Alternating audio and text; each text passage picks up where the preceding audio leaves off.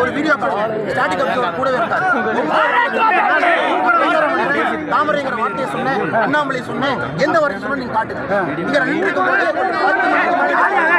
எங்கேயாச்சும் ஓட்டு போடுங்க எதுவுமே கேட்கல. கை இப்படி வச்சு காரங்கள் உட்கார்ந்து எப்படி பிரச்சாரமாகும்? எப்படி பிரச்சாரமாகும்? கண்டிப்பா பிரச்சாரம் கிடையாது. 10 மணிக்கு கேண்டிடேட் வீட்டுக்கு போறான், என் பாட்டு கார்ல போறேன். 10:30 மணிக்கு ஒரு கடையில டீ குடிக்கிறேன். 10 மணிக்கு டீ குடிக்க கூடாது.